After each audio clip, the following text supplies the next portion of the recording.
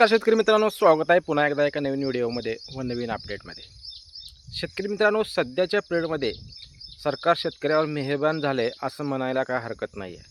कारण राज्य शासन जे 4 दिवसाला जे जी आर काढत आहे, हे जी आर पाहता राज्य शासन उर्वरित ज्या शेतकऱ्यांच्या आजपर्यंतच्या पीक विम्याच्या रकमा असो, अतिवृष्टी नुकसान भरपाईच्या रकमा असो, धान बोनसच्या रकमा असो, धान चुकाऱ्याच्या रकमा असो, हे क्लिअर करण्याच्या प्रयत्नात आहे.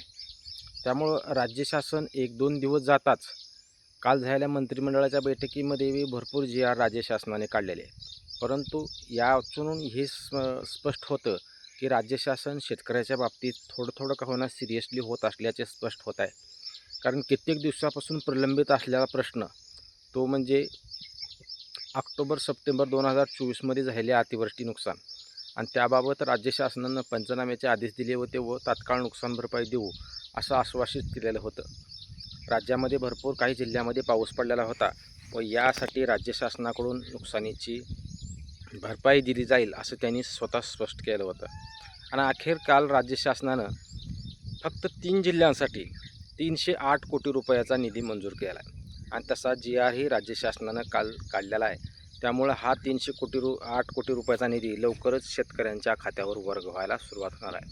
याच्यामध्ये जिल्हे कोणते आहेत, तर याच्यामध्ये सर्वात जास्त नुकसान झालेला जिल्हा म्हणजे धाराशिव जिल्हा. कारण या धाराशिव जिल्ह्यामध्ये सप्टेंबर ते ऑक्टोबर 2024मध्ये भयंकर अतिवृष्टीने पिकांचं नुकसान झालं होतं आणि या पीक नुकसानीपोटी अखेर 308 कोटी रुपये 3 जिल्ह्यासाठी मंजूर केले आहे. आणि यामध्ये धाराशिव 1 नंबर, 2 नंबर छत्रपती संभाजीनगर तर 3 नंबर धुळे, या 3 जिल्ह्यांसाठी 308 कोटी रुपये मिळणार आहेत. त्यामुळे या 3 जिल्ह्यातील शेतकऱ्यांच्या खात्यावर लवकरच पुढील काही दिवसामध्ये हेक्टरीप्रमाणे 3 हेक्टरच्या मर्यादेत रक्कम पडायला सुरुवात व्हायला आहे. महत्त्वाची गोष्ट यामध्ये अशी आहे शेतकरी मित्रांनो, 308 कोटी रुपये ही निधी भरपूर आहे आणि जिल्हे फक्त 3 आहेत आणि शेतकऱ्यांची संख्याही बऱ्यापैकी आहे. त्यामुळं भरपूर अशा शेतकऱ्याला या अतिवृष्टी नुकसान भरपाईचा लाभ होणार आहे.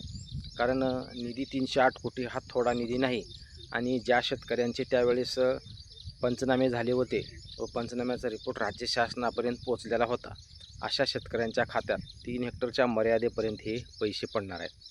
त्यामुळं सरकार शेतकऱ्याच्या बाबतीत वेळोवेळी निर्णय घ्यायला आता थोडी का होईना सुरुवात झाली आहे. सर्वात मोठा मुद्दा म्हणजे कर्जमाफीचा.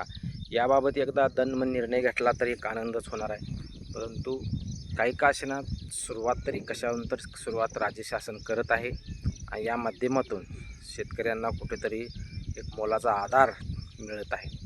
आता ह्या व्हिडिओ बघून शेतकरी असा कमेंट करतील की नुसते जी आरच राज्य शासन काढत आहे परंतु पैसे काय टाकत नाही. आणि बरोबरही आहे, गेल्या 15 दिवसापासून फक्त राज्य शासन जी आरच काढत आहे परंतु पैसे टाकायचं अजूनही कशातच काय नाही. परंतु मित्रांनो, शेतकरी मित्रांनो, महत्त्वाची गोष्ट ही असते, राज्य शासन जी आर काढतं याचा अर्थ पैसे टाकणार आहे. जी आर प्रत्येक जर निघाला तर त्याचं अनुदान सुपूर्द करणं हे भागच सरकारला आहे. त्यामुळं जी आर जरी आता निघत असले तर त्याचे पैसेही राज्य शासन लवकरात लवकर शेतकऱ्यांच्या खात्यावर वर्ग करेल. त्यामुळे शेतकऱ्यांना कुठेतरी जे उर्वरित राहिलेला जे अतिवृष्टी नुकसान भरपाईचे पैसे होते ते मिळायला आता सुरुवात होणार आहे. परवाच्या अपडेटमध्ये आपल्याला माहिती मिळाली की फेब्रुवारी ते मेपर्यंतच्यासाठी राज्य शासनाने निधी मंजूर केला होता. त्याचा पण जी आर आला आहे, त्याचे पण पैसे येऊन जाणार आहेत. आणि कालच्या डेटमध्ये एक महत्त्वाचा जी आर जो 3 जिल्ह्यांसाठी, धाराशिव जिल्हा, छत्रपती संभाजीनगर आणि जो महत्त्वाचा जिल्हा जो बोलला जातो तो धुळे जिल्हा. या धुळे जिल्ह्यातील शेतकऱ्यांच्या, आता धुळे जिल्ह्यातील शेतकरी थोडे मोजके आहेत सोडा, परत छत्रपती संभाजीनगर आणि धाराशिव जिल्ह्यातील जास्तीत जास्त शेतकरी यामध्ये आहेत आणि निधी पण चांगला आहे. त्यामुळे लवकरच हे अनुदानाचं वाटप शेतकऱ्यांच्या खात्यावर होऊन जाणार आहे. पुढील काही दिवसामध्ये हा निधी प्रत्येक जिल्ह्याला वर्ग करण्यात येईल व त्या शेतकऱ्यांच्या खात्यावर हे पैसे वर्ग होतील. हीच एक अपडेट आपल्यापर्यंत द्यायची होती.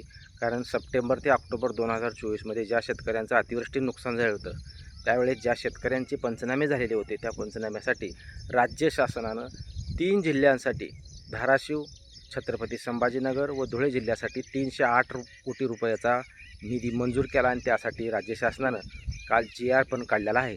त्यामुळे लवकरच ही रक्कम शेतकऱ्याच्या खात्यावर येऊन जाईल. धन्यवाद मित्रांनो. अशाच नवनवीन व्हिडिओसाठी व अपडेटसाठी चॅनलला लाईक आणि सबस्क्राईब करायला विसरू नका. धन्यवाद.